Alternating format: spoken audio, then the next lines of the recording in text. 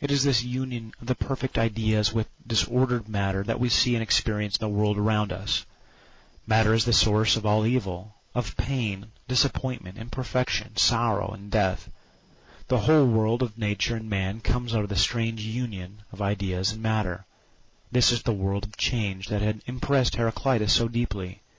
All that is in the world is a poor copy of the eternal, true, unchanging ideas, coming to express through their union with matter. Whatever is beautiful, moral, fitting, and purposeful in these copies comes from the ideas.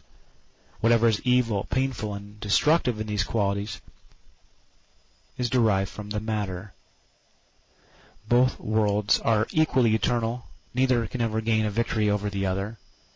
Man is a union of spirit and matter. When death comes, the soul welcomes it, for it can then return to its pure state as idea unburdened by nature. It was for this reason that the philosophers in Athens listened quietly to Paul when he preached the gospel to them until he spoke about the resurrection. Now when they heard of the resurrection of the dead, some mocked, but others said, "We will hear you again about this." Acts 17:32. In studying the history of the early church, it is necessary to understand the Greek view of the relationships between idea and matter, good and evil, soul and body. If it is not grasped, it is quite impossible to understand properly the first 4 centuries of church history. The 2 major heresies of Gnosticism and Arianism profoundly threaten the truth of the gospel. The first one before, the second one after, AD 30. AD 300. Both arose out of a misunderstanding of man and of the world after the fashion of Socrates and Plato. Only a scriptural view of God, of man, of the world, and of their relationships to each other saved the church from becoming a witness to a false gospel. Number 3. Stoicism. We must pass over the teachings of Aristotle and others to note briefly the major teachings of Stoicism. It was the dominant philosophy in the Roman Empire at the time of Christ and the early church. The name Stoicism is derived from the Greek word stoa, meaning porch. It was a name applied to a public corridor near the marketplace in Athens where men could meet to discuss affairs. It was here that Zeno, a native of Cyprus, taught philosophy in about 300 BC. His philosophy was named Stoicism after the place where he taught it. His teaching and that of his successors was, like Socrates, more concerned with human conduct than with the nature of the universe. He and his successors taught that only matter exists. There is no pure spirit. Mind and body are both material. Even God is material. The universe is his body, and he is his soul. Stoicism, therefore, is a sort of pantheism, the teaching that all is God. Man is related to him as a drop of water is related to the ocean, as a spark is related to the fire out of which it shoots. God, as the world soul, governs all things, loves men, and desires what is good for them. Since man is related to God, he should follow where divine reason, called the Logos, leads. True wisdom and virtue consists in discovering where God's path for men lies. The truly human person does not resist God's leading. He surrenders himself to it, however painful this may be, for God loves him. Virtue is one, and it is undivided. The 4 greatest qualities of character are wisdom, courage, moderation, and justice.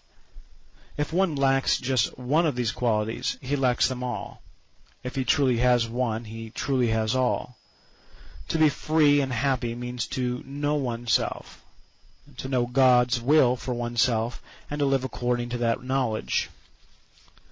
Stoicism was religion as well as philosophy, but because it was philosophical in character, it was accepted only by educated men.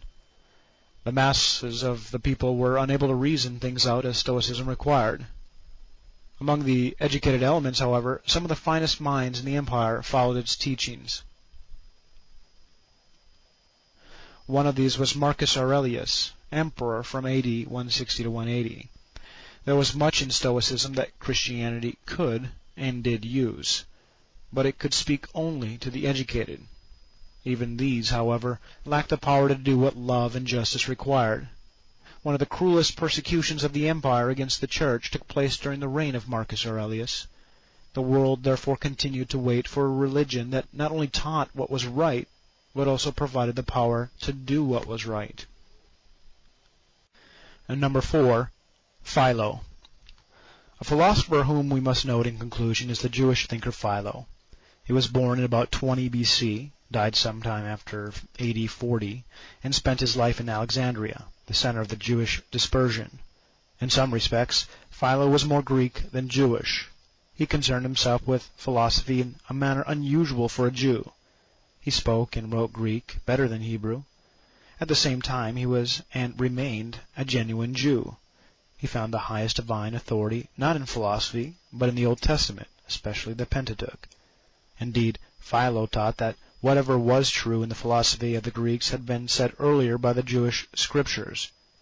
He believed that somehow the Greeks had obtained their major ideas from the Old Testament. Philo tried to combine the Old Testament scriptures with Greek philosophy in a united teaching. In doing this, he faced the problem of the doctrine of creation. According to biblical teaching, God created the world out of matter. Greek philosophy could not allow this. God could have no contact with matter, the source of all evil.